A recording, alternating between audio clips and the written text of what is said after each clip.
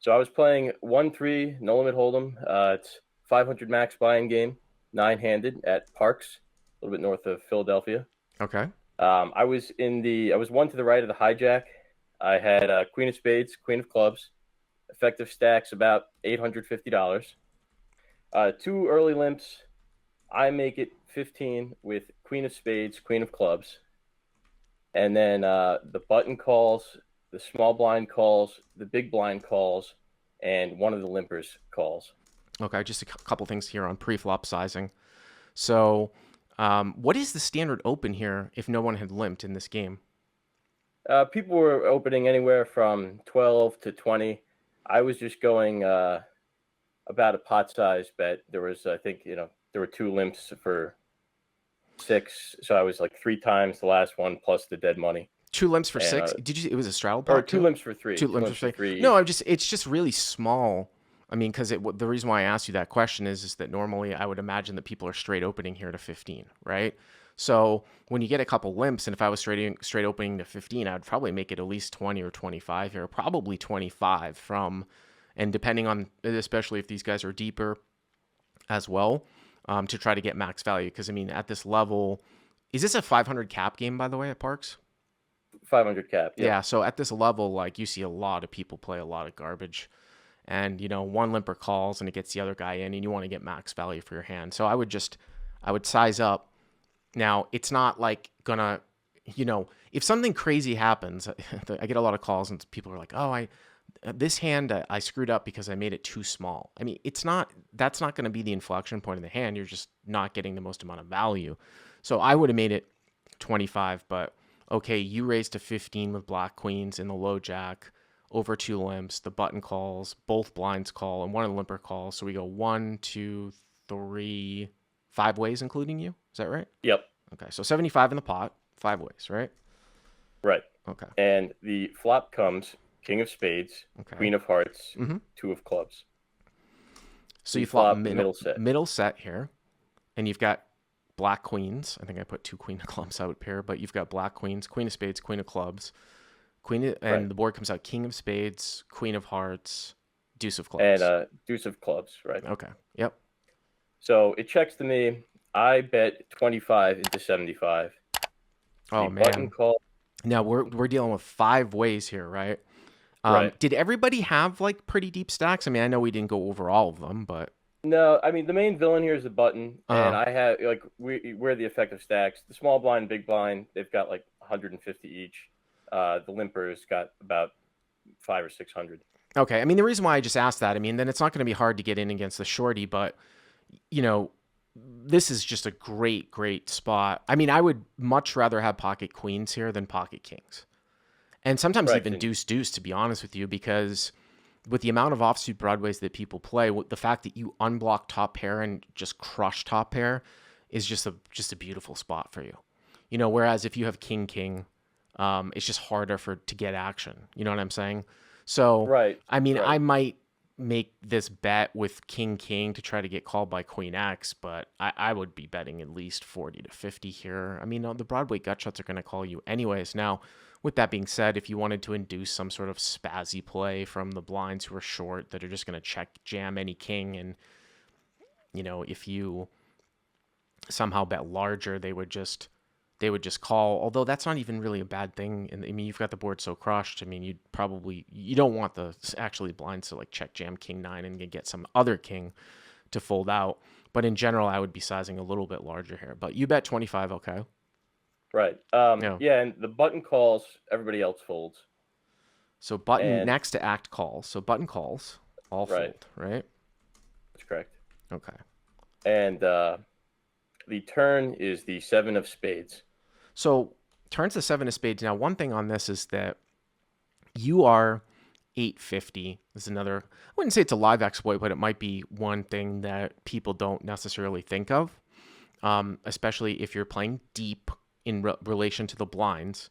Now, when you're playing live, you're actually a lot shallower than what it looks like on paper, because usually people will use large sizing pre, Right. and you'll get it multi-way. Here, because you use such small sizing, it's not, it's not, you're not, it's not super sort of small like online. But with that being said, the pot is um is only 125, and you guys have 800 left.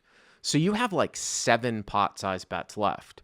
Now, Right. what I think is important to note here is that the button called next to act, even though you did use small sizing, you unblock top pair. I would be seriously consider going for a check raise on the turn here because of that, because the button called next to act, and he really should be weighted towards King X. And if you check, he might take a stab here with Jack 10, something like that, but I don't think he is going to check behind with a king when you check a blank. Now, it's much, much different if the turn is not a blank, but the 7 is a blank. Any card really between 7 and 3 here is a blank, even, or 8 and 3 really is a blank here. So you have to do things to build the pot up in these deep, deep scenarios in what are single raise pots that aren't that large. And queen, queen, or deuce, deuce is a perfect candidate to do it with, especially when next to act calls on the flop, because he's going to have so much king X that's going to be bet off here. So I would have been immediately thinking, if the turn is a blank, if I was in your spot and the guy to my left called the flop, I would have had it in my head. I very well might check raise the turn here on a brick. Right. Yeah, I didn't even consider that. I realized that the pot was too small. I figured I would get more than one color on the flop, and I just didn't want to risk checking and having check behind. So I bet out 65. Right, but do you see what I'm saying, right? I No, don't I think do a see what king you're is going to saying. check behind on a blank. Now, where people Right. might get a little bit confused is like if the turn's a jack or the turn's a 10 or the turn's a 9, yeah, king X might check back. And that's because from your perspective, as the guy that's betting, you might check one pair of hands and they just want to play pot control, but usually not on a blank. So what did you do here? You bet 60? 65. Right. A little bit more than half Yeah, I pot. would just, I would be sizing up here for sure. I'd go at least 100 because I just think he's got a king so much. But okay, so you bet 65, yeah. Right. He calls, Because again, you and got to get money in. You got to get the maximum amount of money in against King X, right? right. Mm-hmm. So I was definitely failed in that regards, but So it's he 255 now, right? yes, 255, Okay. Uh-huh.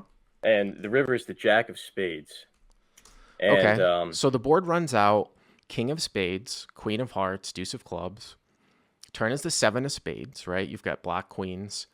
right. And the river here is the Jack of Spades. And this is another thing that I teach a lot about, like reading backdoor flushes, because, when you have a very, very strong hand, I would actually be a little bit more concerned if I had pocket kings here. I think a lot of people will sometimes lose big money on backdoor flushes with top set on the flop on rainbow boards. And they don't realize that people's hands get more skewed towards these draws and backdoor draws because there's less top pair out here. Whereas here, you're not blocking all the king. But obviously the backdoor flush comes in. But what I will say here is that you also have the queen of spades. So let's do some hand reading here on this board. People can visualize it. Again, it's king of spades, queen of hearts, deuce of clubs, 7 of spades, jack of spades. By the way, I think this guy's got a king all day. But let's look at the possibility of, Right. of having some backdoor flushes here. So you've got the queen of spades, and the king of spades is out there. So they can't have top or second pair here with a spade draw, which is usually the most common type of thing that you would look for here. The other Right. interesting thing here is that the river is the jack of spades, which cuts down on all those straight draw, flush draw combos, like jack 10 of spades, jack 9 of spades, one of those hands that continued on in the turn because they picked up spades. So now you're left with what calls you on the flop. People might go, what if he's got like ace 6 of spades? Well, really? Now, I realize this is a 1-3 game, but let's look at the Right. flop here. It's king of spades, queen of hearts, deuce of clubs. So is the button who's calling next to act going to call with ace X of spades? There's nothing there, right, on the flop? Yeah, my thinking was, like the only spades that really made sense to me would be ace deuce of spades and ace 10 of spades for the gut shot.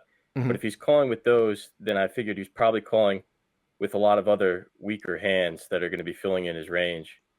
Do you? That aren't It's. flush draws. I mean, obviously, it's possible that a guy at 1-3 at Parks might call with ace deuce of spades on the flop. Really shouldn't though, because Right. there's 3 people left to act behind him. Now, people might say, well, people call with that all day. I mean, okay, but we've got to still look at how to hand read in a given situation. I wouldn't be Right. overly concerned about it. So if you throw out ace deuce of spades here, yes, ace ten of spades is possible, right?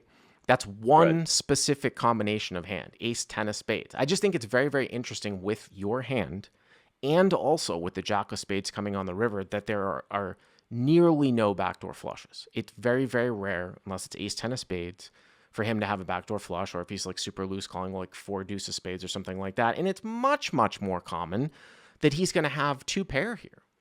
With a Broadway like king jack or at least top pair king 10, something like that.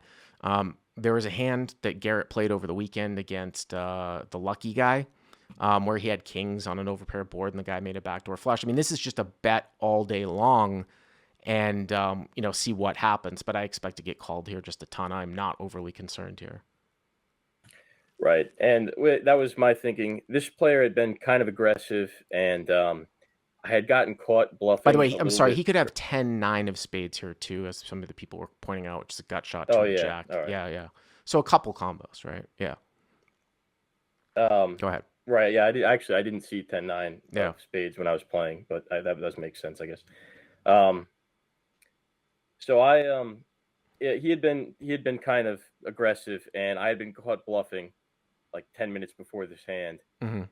So I thought maybe if I threw out kind of a weak looking bet, he would raise. I threw out 125. Wait a minute. And he shoved all in. Wait a minute. Before you, okay, so we heard that, but first of all, 125, it's probably not a weak looking bet. It's half the size of the pot, okay? But I will take exception with the thought that if you want to throw out a weak looking bet to induce a raise, say you bet 50 or something like that, right? Right. Or 50 or 75, right? What is the most likely hand that he ends up with here on the river? I think,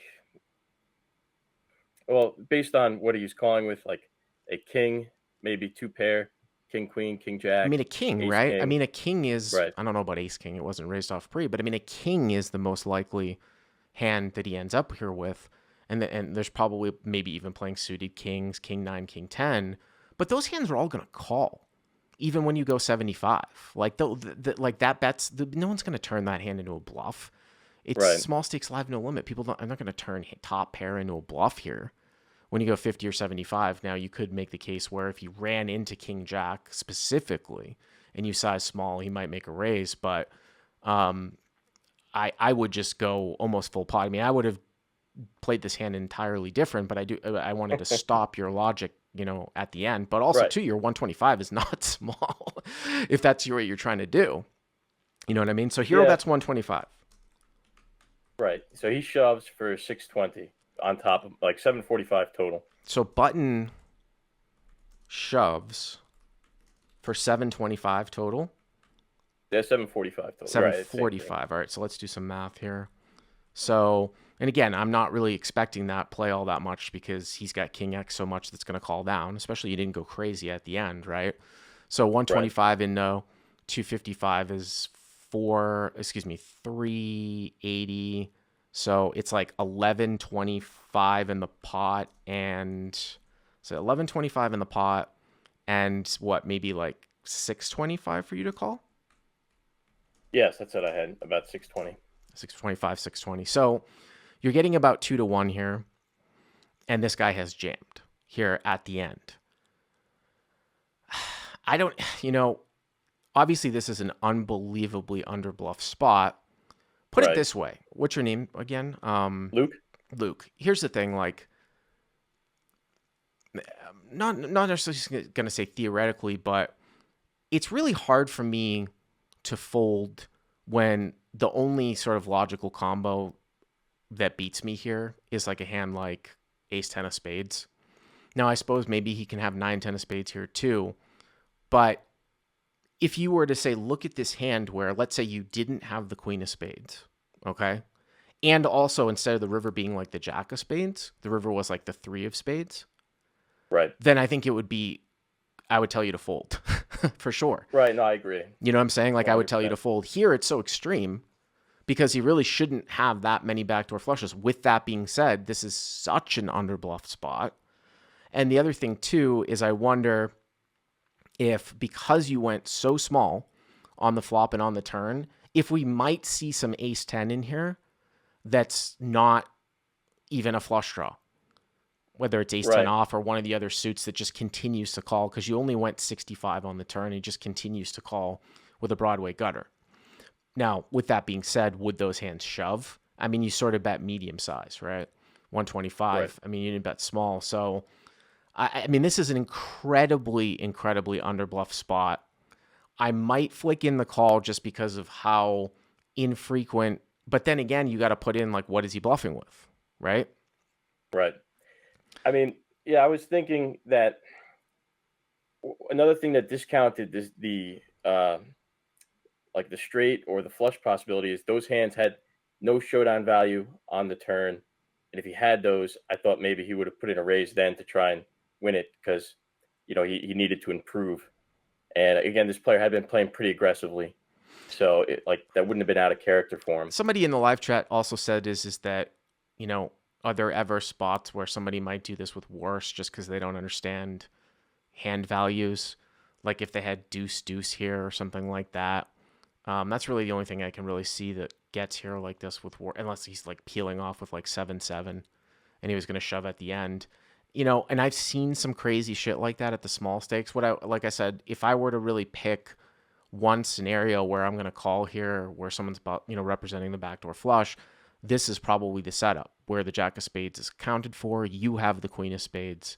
I would say definitely, well, I would probably make a confident fold if you didn't have the queen of spades and it wasn't the jack of spades river. But here I probably flick in the call just because it's such a thin representation and I've seen some crazy shit. So what ended up happening here? Right. So I called and he showed queen jack offsuit. There you go. So got lucky after misplaying. I mean, I hope you follow along with what I'm saying. So there's your crazy shit for you. There's your crazy shit. And again, with this setup and your combo and the jack of spades coming, that's why I would call. And if you didn't have the queen of spades and it wasn't the jack of spades, although he wouldn't have rivered two pair though, right? You know what I mean? And I said right, fold and he's got, but I mean, it's just like that kind of, that's kind of how you have to like look at these spots, I think, like in at these levels, where, yeah, the river's really, really underbluffed, but you see some really, really crazy shit. Thank you very much. I appreciate it.